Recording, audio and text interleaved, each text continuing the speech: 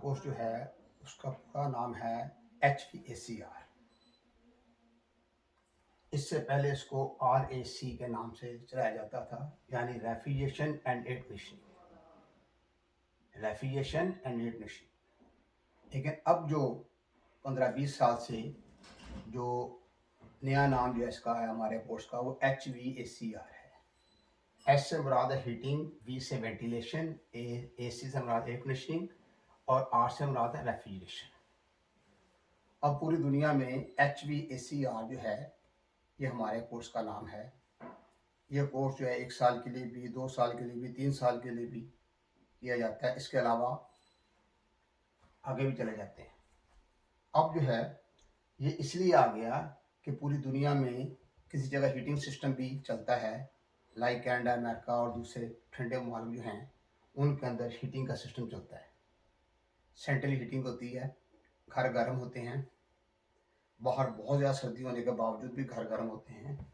और वेंटिलेशन इसलिए है कि जब लगातार घर बंद होंगे या वो स्पेसिफिक जगह जो है जिसको बंद किया जाएगा वहाँ पर जो लोग होंगे जो सांस लेंगे वो ऑक्सीजन लेंगे, इनटेक करेंगे और कार्बन डाइऑक्साइड एग्जिट करेंगे।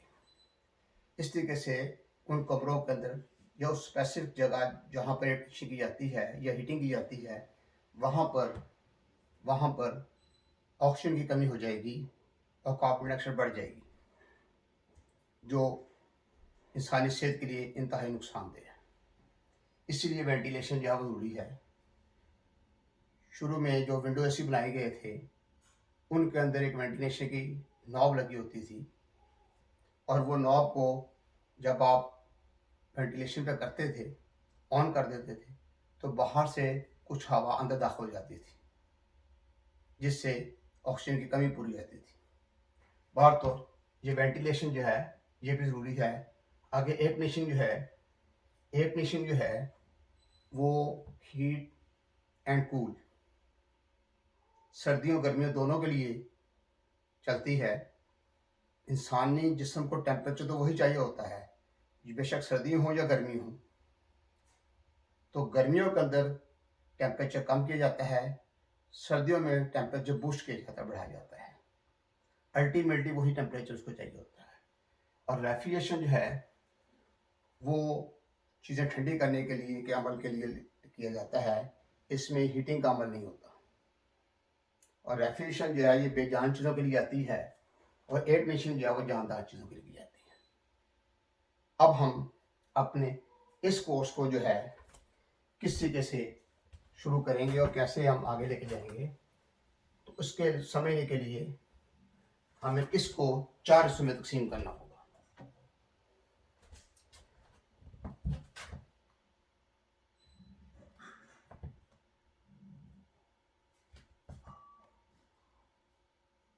नंबर 1 इलेक्ट्रिक,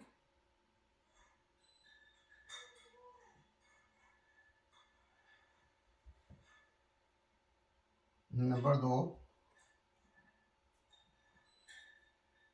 रेफ्रिजरेशन थ्योरी,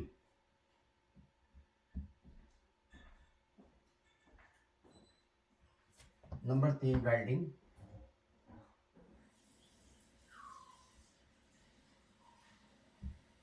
और नंबर 4 है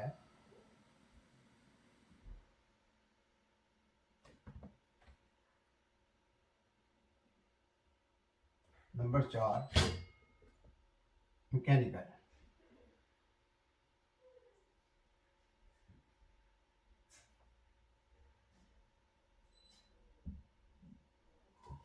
और ये सबसे पहले हम इलेक्ट्रिक को समझेंगे कि हमारे काम की जितनी भी चीज़ें हैं, रेफ्रिजरेटर हैं, डीप फ्रीजर है, electric water cooler, window AC हैं, स्प्लिट टाइप AC हैं, वॉक-इन रेफ्रिजरेटर, रीच इन रेफ्रिजरेटर हैं, आइसक्रीम प्लांट है, कैंडी प्लांट हैं, आइस प्लांट है, या और हमारे काम से मिलते जुलते जो काम हैं जिनसे हम ठंडक का अमल या हीटिंग का अमल करते हैं, वो तमाम चीज़ें जो हैं वो इलेक्ट्रिक से ऑपरेट होती हैं। जब तक इलेक्ट्रिक को नहीं समझेंगे उस वक्त तक कोई बात आपको समझ नहीं आएगी। तो इलेक्ट्रिक का जाना ज़रूरी है। हम इतनी इलेक्ट्रिक समझेंगे कि जिससे कम से कम अपना जो काम है हम अपना काम चला सकें। इसलिए हम सबसे पहले इलेक्ट्रिक पर जोर देंगे। इलेक्ट्रिक को बहुत ही ध्यान से समझना है, गौर करना है। जितना आप इलेक्ट्रिक को ध्यान से समझेंगे उतना ही काम में आसानी पैदा हो जाएगी। नंबर 2, रेफ्रिजरेशन क्या चीज़ है, इसकी थ्योरी को पढ़ना है हमने कि रेफ्रिजरेशन क्या है। जब इसको समझेंगे उसके बाद वेल्डिंग है, क्योंकि हमारे काम के अंदर वेल्डिंग जो है बहुत सारे जॉइंट लगाने पड़ते हैं। वेल्डिंग की किस्में हैं, उनको समझना है। उसके बाद मैकेनिकल पोर्शन है। मैकेनिकल पोर्शन में कौन कौन से कंपोनेंट आते हैं, उन तमाम को, उनकी अकसाम, तमाम चीज़ों को समझना है। इसके साथ ही साथ साथ जो है, ठीक है, इनके साथ साथ जो है प्रैक्टिकल बहुत ज़रूरी है।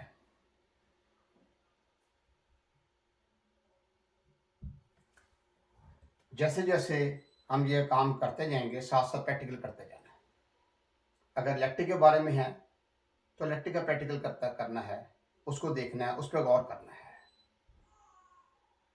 तो इसी तरीके से रेफरेंस थ्योरी है, जब तक उसकी थ्योरी को नहीं समझेंगे आप में किसी न किसी मौके पर प्रॉब्लम पैदा होता रहेगा।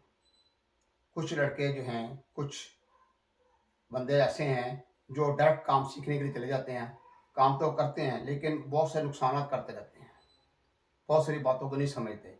इसलिए इसकी थ्योरी को साथ साथ समझना है।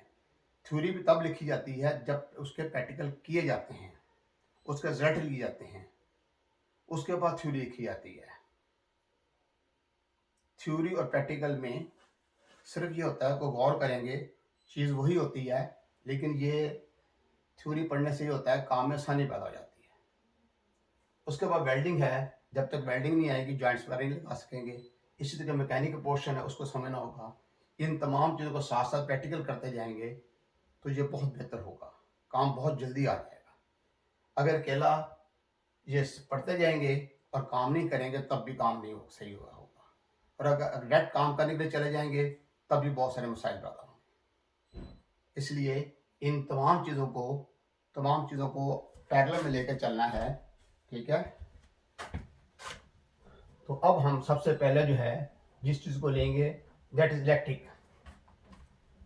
अगर मैं कभी कोई इंग्लिश में कोई फिक्रा बोलूँ या कोई लफ्ज़ बोलूँ, उसका साथ साथ मैं उर्दू करता जाऊँगा ताकि उर्दू बोलने वाले जो हैं उनके लिए आसानी हो जाए। अब मेरा जो लेक्चर है वो तमाम वो लोग जो उर्दू जानते हैं, वो दुनिया के किसी हिस्से में भी रहते हैं, ठीक है, उसको समझें और करें। जैसे हमारे बंगाली भाई हैं, इंडियन भाई हैं, पाकिस्तानी हैं, या मिडिल ईस्ट के अंदर जो रह रहे हैं, या पूरी दुनिया में जहाँ पे भी हैं, वो इसको समझें, गौर करें। जहाँ कोई प्रॉब्लम हो, किसी जगह कोई बात का मसला हो, तो मेरा व्हाट्सएप मौजूद है, मुझसे कॉन्टैक्ट कर सकते हैं। और एक बार याद रखिएगा, हर इंसान उतना ही कुछ दे सकता है जितना उसके पास होगा। ये सब अल्लाह की अता है, जितना उसने मुझे दिया मैंने आपको दे देना। सबसे बड़ी ज़ात अल्लाह की है और उसी के पास सब कुछ है। सबसे बड़ा इंजीनियर वही है, सबसे बड़ा टेक्नीशियन वही है। हमें तो जो कुछ मिला है हमने आगे बांटना है, हम बांटेंगे, इसका अजर उसके पास है।